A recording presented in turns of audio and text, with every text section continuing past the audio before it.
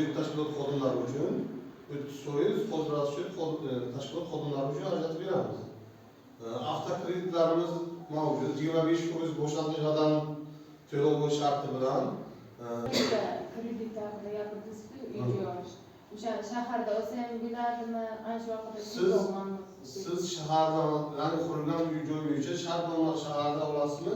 330 milliongacha kredit ajratib beramiz. Agar siz 330 milliondan yuqoriroq kredit bo'lsa, biza ipoteka yo'nalishi, boshqa yo'nalishi bo'yicha 500 milliongacha kredit ajratib beramiz. Faqat foiz stavkasi o'zgaradi. Hozir 18%dan 330 milliongacha chiqarib beramiz. Agar nima bo'lsa, necha yilga? 20 yilga boshlang'ich badali 15% nimasini to'laysiz.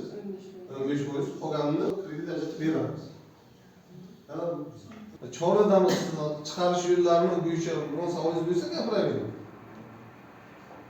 Aka, shu 5 million ekran go'ydakda hisoblayman. 100 milliongacha deb eshitdim mana bu telefonlar, telefonlarda. Shuni qanday beriladi shu?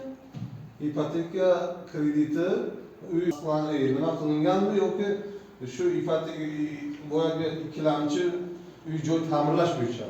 Men endi uchastka qilyapman, chala bo'lyapti, hali remont qilinmagan. Shu uchun kredit olmoqchiman-da, shu qurilish bo'yicha. Javob kelgandan keyin, masalan, siz chorada bo'lsangiz, bizga haqiqat nimasi keladi.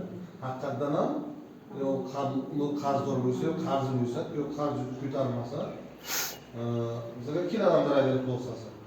Haqiqatdan ham qabul qilindi yoki qabul qilinmadi. Qabul qilinsa, sizdan keyin chaqiramiz-da, hujjatlarni masalan rasmiylashtirish, kadastr hujjati bormi uyingizda? Shu